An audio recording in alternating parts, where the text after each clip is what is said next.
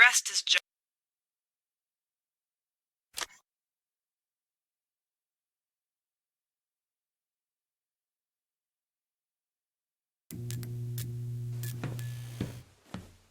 Don't let me down.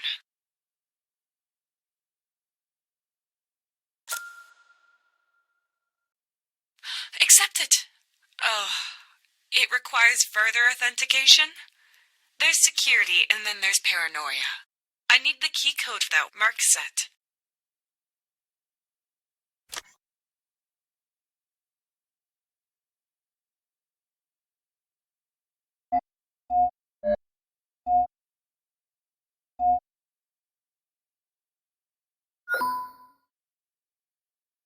Mark secured it with his ID number. How can someone so forgetful fly a spaceship? I'm in! But what is all this stuff? I should stay away from it, but all the technical equipment is down there. Most importantly, the power cell. And with it, my only hope of sending out an emergency signal.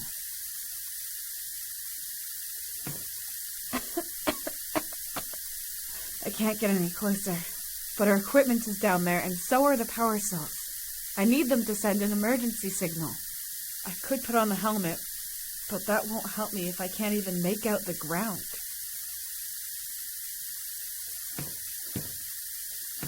I wonder if I can find anything here. No, those are various ores. Raw materials for a refinery. They're no use to me.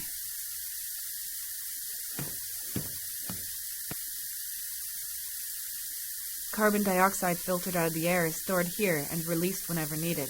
And it's pretty heavy in concentration form. It might be able to push this smoke up.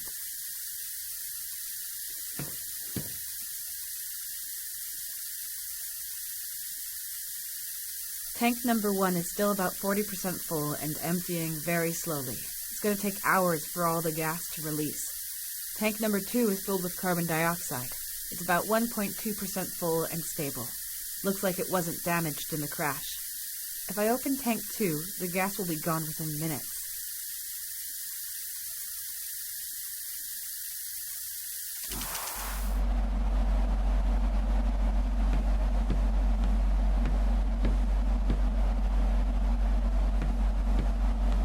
There's only a little bit of gas still coming through the hole, but I can't close it with my hands.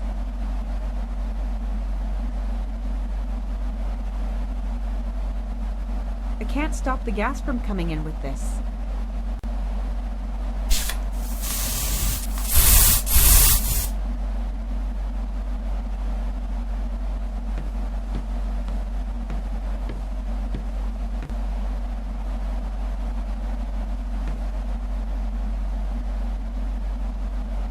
I hope the carbon dioxide will push the gas up now, but I shouldn't be here when that happens.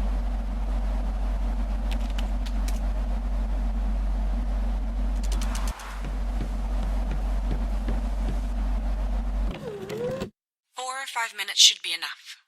But after that, I need to ventilate the room well.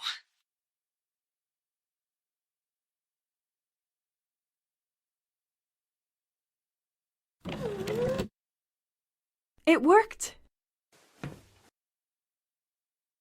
Mark isn't down there either, but neither's his body, so that's good. Did he get ejected? Did he leave? If so, where to? Pull yourself together, Tessa. So what? He's not here. You can manage on your own. All you need for an emergency signal are power cells.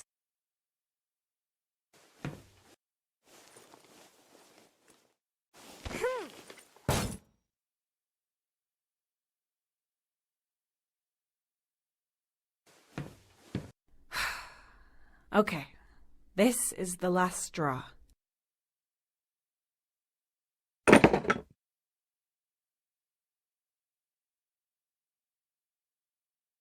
Goodness. Lots of junk, but no power cells. What now? What's this? Oh, a Cognitive Observation Research Entity, or CORE for short.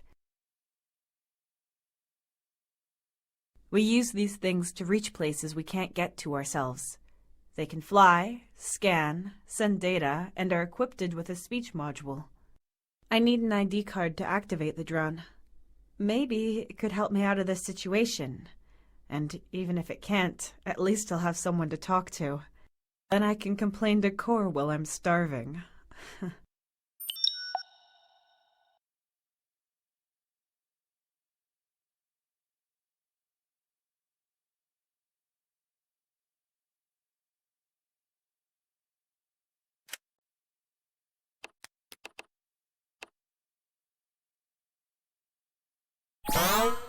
Unit activated. Assigned to Melissa Luna, Explorer. Good day. Core ready to assist you, Miss Luna. Incorrect. Tessa Carter, that's my name. Name change. Tessa Carter. Confirmed. I am glad to be of service, Ms. Carter. What are your orders? Where should we begin?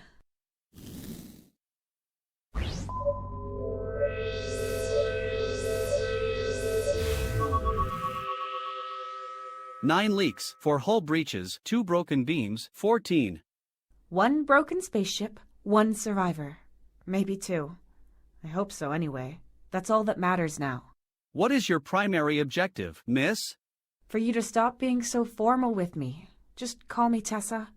Of course. Altering linguistic database. Tessa. Right. The next objective is to send out an emergency signal. But I can't do that without power cells, and I have to find Mark, so basically, if I want to get us out of this mess, I've solely got primary objectives. I do not have access to the ship's database. Who is Mark? Mark Bennett, about 30 years old, pilot and mechanic. We're the TAC 92's crew. Registered. What is the status of your immediate surroundings? Well, I have to take a closer look. My scanners could help in examining your surroundings. Good idea. Do that.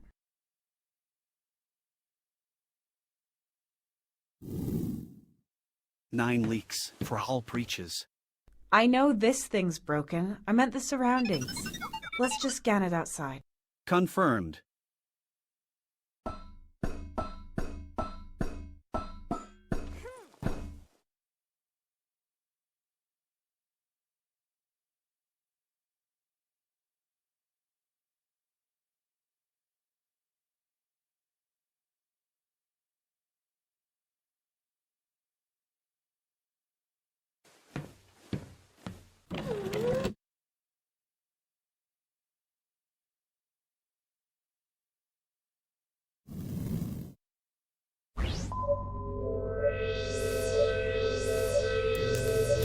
The cockpit is unstable and could break off. It will not, however, drag the rest of the ship down into the abyss with it. At least as long as there is no tornado or earthquake. In that case, the TAC 92 would fly again. Core, please. Until it would crash on the bottom of the chasm.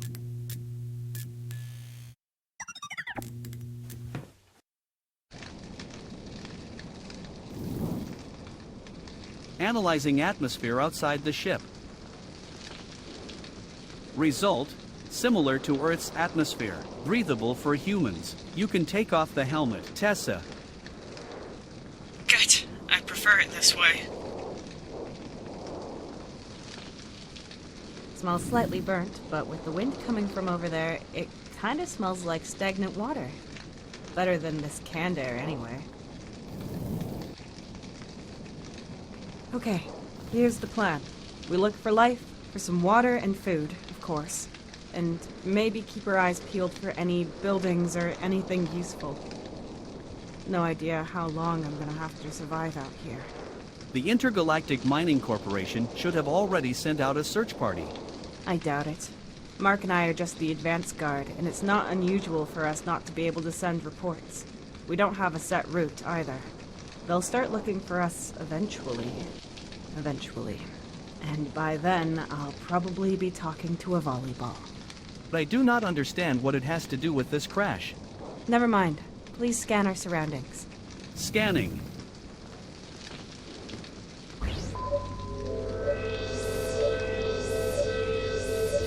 Scan complete. scan radius of about 400 meters. No signs of relevantly sized life forms. No artificial constructs or buildings. Relevantly sized? And what size is relevant to you? Anything bigger than a fully grown male Balinese toucan. A what? A male Balinese toucan. Their average size in all dimensions roughly represents that of the average-sized, fully grown earthen life form. You're joking, right? Statistics are not a joke. Well, that doesn't help me. Compare the data to something I know. No more than 8 letters. Equivalent to a medium-sized dog. Equivalent to a chicken 49.9% larger than average. Equivalent to exactly 11 hedgehogs. To recap, a Balinese toucan is roughly the size of 1.5 chickens. Any more data? The environment is mostly comprised of stone. Water and simple flora can also be detected behind the landing zone. No signs of Mark? Damn. My mineral samples can wait. We should look for water and plants. New data! I am registering a weak but repeating radio signal. Where is it coming from? It originates from the planet's surface. The signature is inconclusive.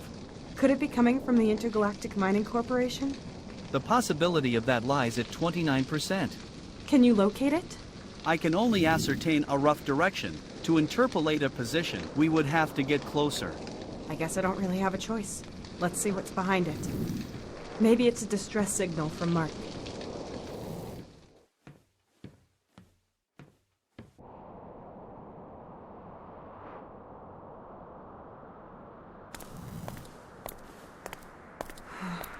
Incredible. I know why I love my job. Without it, I wouldn't be able to see things like this. We followed the crash's progression. These must be the plants you were talking about. Well, they're not flowers, Core, let me tell you. More of a smelly swamp. I do not categorize flora and fauna by their feel-good factor, unless you wish to update my software accordingly.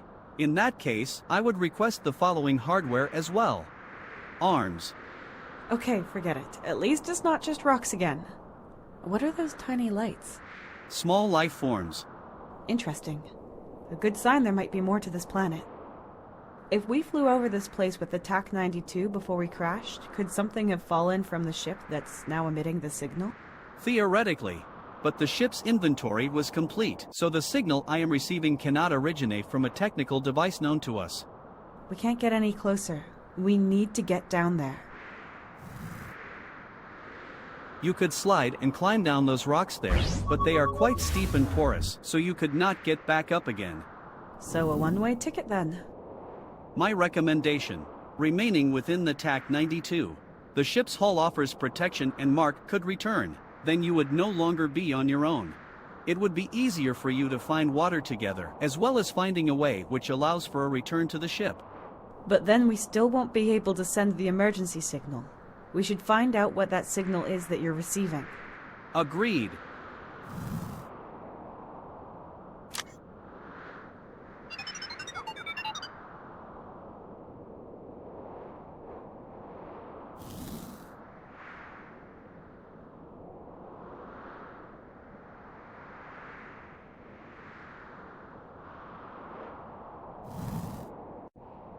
Core, locate the signal and calculate the distance.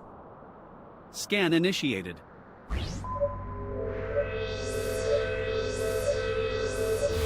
Signal detected. Calculating.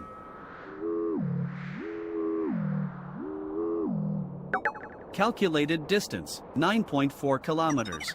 Possible deviation up to 21%. So about 10 kilometers, or about walking distance of 2 hours. In the summer, with shorts, with an ice cream. On a foreign planet with unknown dangers and terrain, wearing a spacesuit, though, might take a little bit longer. Including these factors, I calculate a walking time between 9 and 11 hours with a high probability of death. As long as we find something capable of sending a distress signal at the end, I even prefer some interesting trail over a yellow brick road. What is that? Cord, do you see that? Record. Confirm. A pulsating light. Recording started.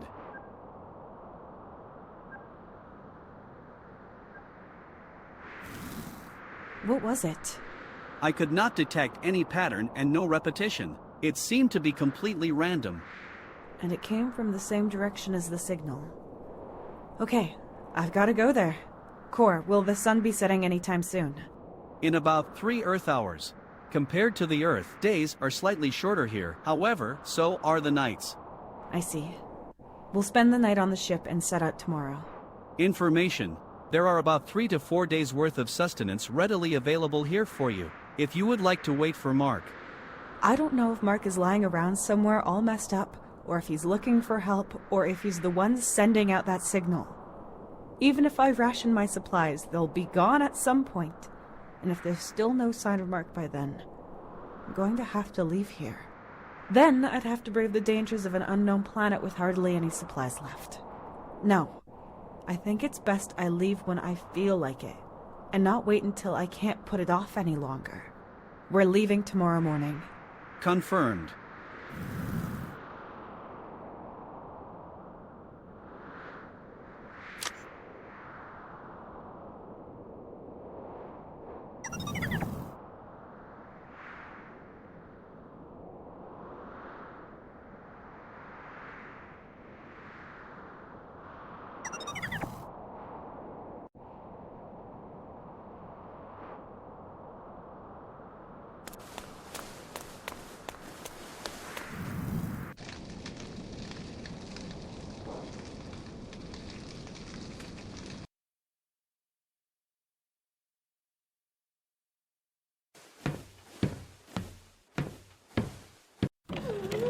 I should rest up before I go looking for the signal's origin tomorrow. I can feel the exhaustion in my bones.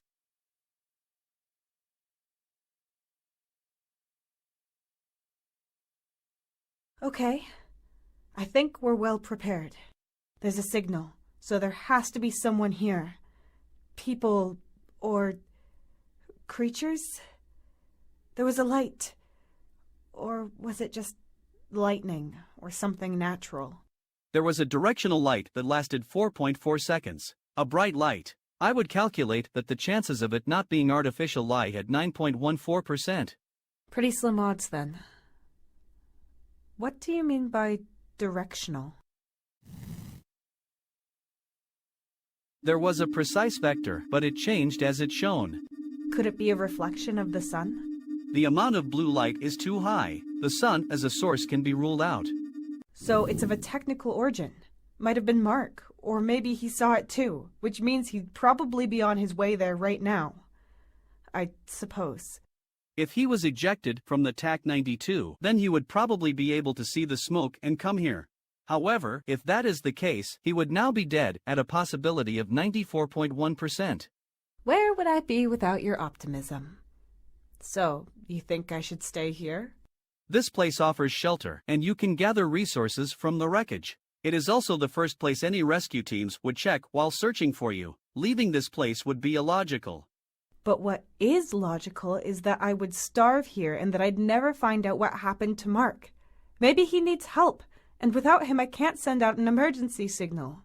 I'd just be wasting my precious time. As a weak biological life form, you will naturally lose energy and gradually be able to move shorter and shorter distances, which greatly lowers your chances at survival. You're a real ray of sunshine, Core. Furthermore, the light signal might vanish and then you would no longer be able to make out its origin. All the more reason not to stay here, Core. Then I can only hope Mark is still alive and won't leave me hanging. I'd rather risk it and take my fate into my own hands.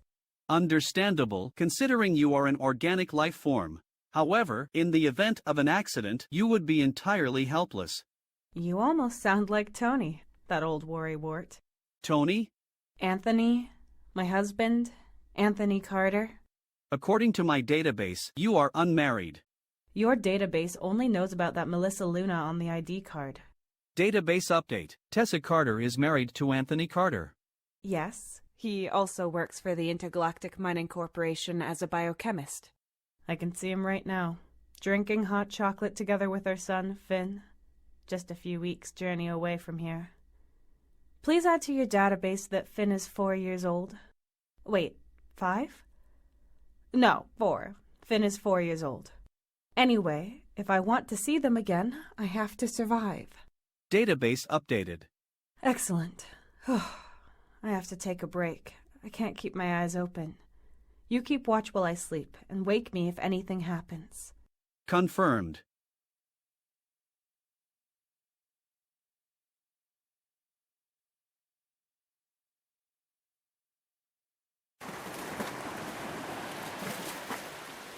You wanted to tell me something?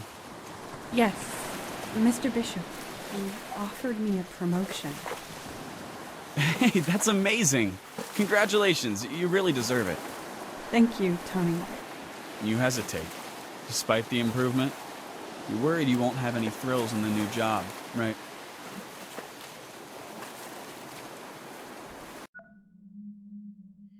I understand. You went through a lot after the accident. Yes. I'm lucky to have survived that day. You must have been very afraid, all alone, on a foreign planet. Well, yes. But I also felt excited. Free. It was a strange mix of emotions and... Wait. What about Mark? Have you found him? Yes, we found him. He is alive and well. Oh, what luck. So, that night I dreamed about the day I was at the beach with Tony, where I told him about being promoted. I don't know what I meant by that. Let's stick to what you experienced. Please continue telling me what you remember. What happened the following day, when you left?